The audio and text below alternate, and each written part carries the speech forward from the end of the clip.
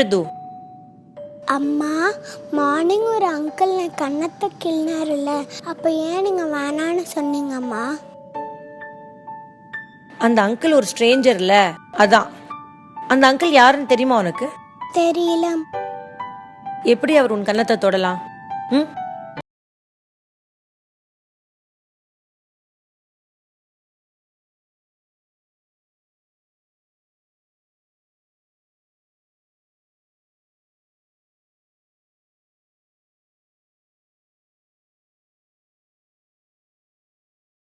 சில அங்கிள்லாம் இல்ல, தொடரப்போ உனக்கு ரொம்ப அன்கம்ஃபர்டபுளா அன்ஈஸியா நீ ஃபீல் பண்ணுவேன்னு வச்சுக்கோ, ஏன் அது பேட் டச்.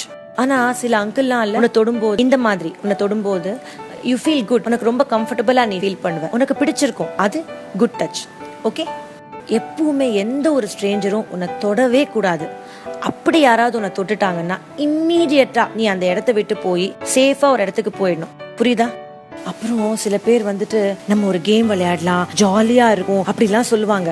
உடம்ப தொட்டு விளையாடுற எந்த கேமும் ஜாலியே கிடையாது.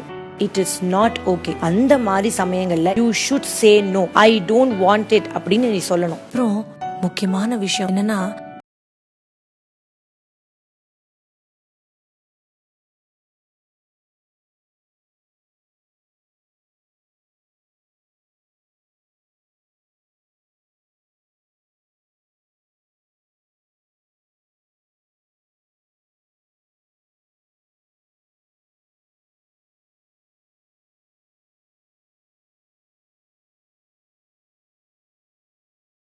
மாதிரி ரொம்ப அப்ரிஷியேட் பண்ற மாதிரி எல்லாம் பேசுவாங்க. அவங்க கிட்ட எல்லாம் கண்டிப்பா ஏதாவது ஒரு பேட் இன்டென்ஷன் இருக்கும். அந்த மாதிரி இருக்கிறவங்க கிட்ட ஃபர்ஸ்டே விலகிடுறது நல்லது. அதான் சேஃபும் கூட. எல்லா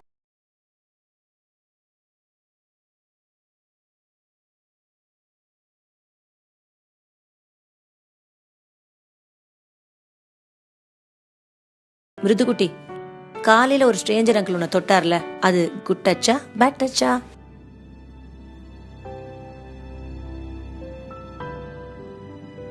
bad touch. Bad touch. So இனிமே மிருதுகுட்டியை யாராவது இந்த மாதிரி ஸ்ட்ரேஞ்சர் தொட்டா மிருது என்ன சொல்லுவா? என்ன தொட வேணான்னு சொல்லிட்டு அம்மா கிட்ட வந்துட்டு சொல்லிடுவேன். பொதுவா குழந்தைங்களுக்கு குட் டச்னா என்ன, பேட் டச்னா என்ன அப்படின்னா என்னங்கறத அவங்களுக்கு புரிய வைக்கணும்.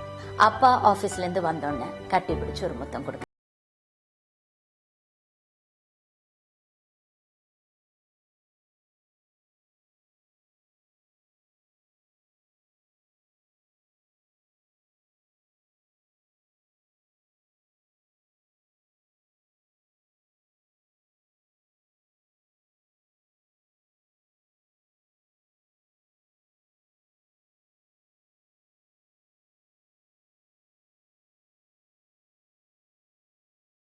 யாரும் அந்த இடங்களை தொடக்கூடாது.